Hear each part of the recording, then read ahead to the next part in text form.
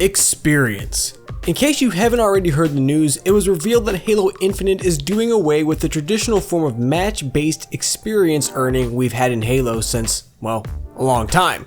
Now, the only way you can earn experience used to rank up is to complete challenges. You probably don't need me to tell you that this is a major and frankly unprecedented change. Post-game credits, experience, rec points, whatever you want to call them, are one of the most fundamental time effort rewards dished out not just in Halo, but in gaming in general. And as you'd imagine, many Halo fans are, well, many of them have very strong ideas. I'm the Home Slice, Ascend, period. And in today's video, I want to discuss the pros, cons, and probable reasoning for 343 getting rid of post-match experience. I want to explore if this change really is an issue worth all the tears and outrages produced so far, and by the end of this video, I think many viewers will emerge with a new understanding for what exactly is being done with this change. So you know you can't miss my viewer question at the end. Settle in and let's get this started. Let's reiterate the issue.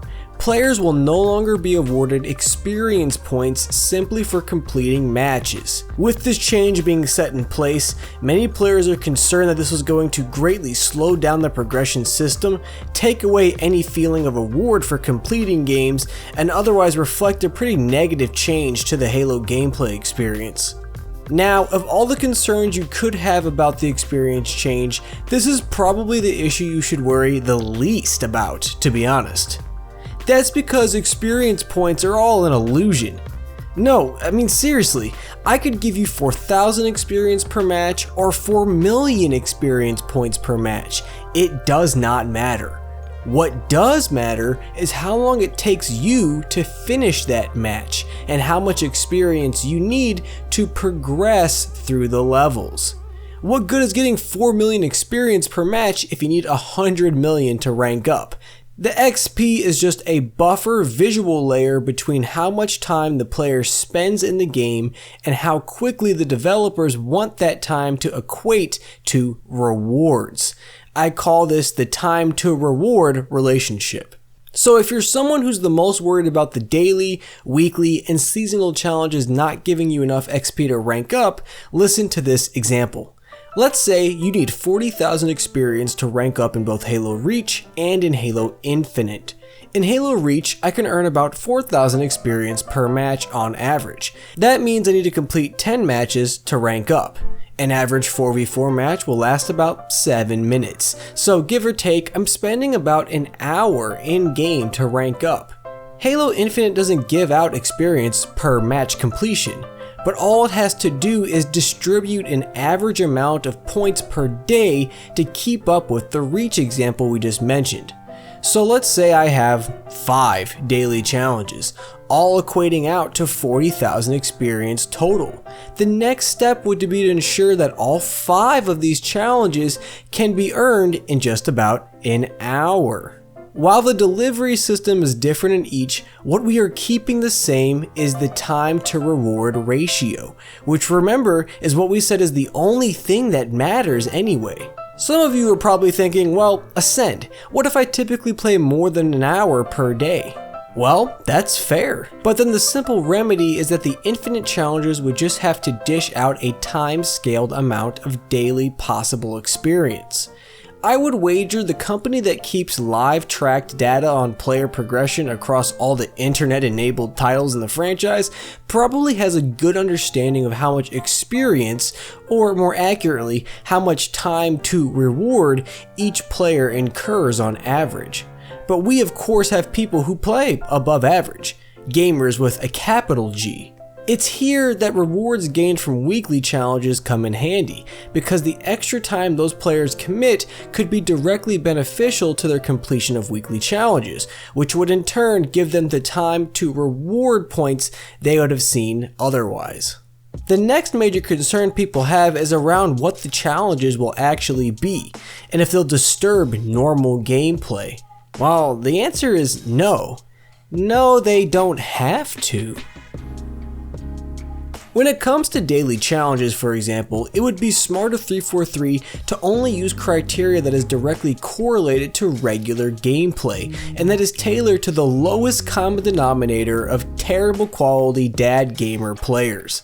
Get 15 kills total, earn 20 assists, complete 3 matches. All of these are challenge criteria that not only can be earned by virtually anyone, they're also criteria that can be scaled to our time to reward metric. They're also criteria that probably would have existed in our regular gameplay experience back when we were earning experience per match anyway. You're still being rewarded for playing the game the same way you would have. Okay, so for example, let's say you typically earn 50 kills before your next progression. A challenge could be earn 50 kills, and that would be worth enough experience points to progress in Halo Infinite. This mentality can be applied to weekly challenges as further acknowledgement to players who need other hobbies besides gaming. Earn 200 kills this week, play 30 matches. I mean, this is all fairly basic stuff conceptually. My main point overall is that it would not be impossible for Halo Infinite's challenge-based experience to be scaled on that time to reward metric that already dominated Halo games prior. So if you're worried about this sort of stuff, you can probably sleep a little easier now. All that being said, there are several legitimate negative impacts of this system, like you would have if you selected virtually any system. Let's discuss a few. First, this system does not provide distinguished status for dedicated players. You don't become a 152 in Halo 5 by accident. You don't get Inheritor in Halo Reach just by playing on the weekend. Since Reach, Halo has had ways to visually denote and reward players who play, and play hard. But since this is a battle pass system, there will most likely be XP incentives for battle pass owners. Meaning a 152, for example, in Halo Infinite, is more likely to be someone who was willing to dish out $10 every 2 months, rather than someone who actually played every day. Secondly, it would be very easy to mess this system up. All it takes is a minor miscalculation in that time to reward scale to confirm people's fears that Infinite will be a grind fest instead of a rewarding experience. I'm putting a personal vote of faith in 343 to understand their games and goals, and unlike other more reactionary Halo personalities, I don't think 343 ever aims to hurt or punish the players. It's healthy to be skeptical, yes, but only if your skepticism is matched with resolution-based understanding. I think this system is still going to reward players about as quickly as previous games have. When you think about games like Halo Reach and Halo 5, there were late tier rewards that took quite a while to reach, and there were early tier rewards that you gained quickly. It's easy to mimic this time-based reward system. Like we said earlier, those experience points are just a buffer in between. They don't mean much. The devs have always controlled how fast you are earning something in this game. Even games like Reach and 5 had hard caps. Reach would prevent you from earning more than a certain amount of credits per day, and Halo 5's random rec pack system imposed a kind of natural slowdown to earning high-level rewards. That's why I'm not really as freaked out as other people. I understand that mathematically, I can be delivered to the same amount of rewards as fast as a match-based experience system can, just via challenge experience. If this can be retained by 343 to match prior games, there's no big issue for me to bring up. And if they can't match prior games, we can express dislike for that and hopefully see that amended in the future. But it's far too early and the system is far too versatile for us to fully write it off just yet. So in today's viewer question, let's give a conceptual answer to 343. How fast should I be able to complete a 100 tier Halo Battle Pass?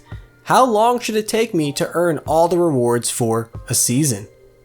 That's gonna do it for this video. Be sure to like the video if you liked it and subscribe if you haven't. Follow me on Twitter for more, whatever this is, and join my Discord to chat more. Until next time, I'll catch y'all later.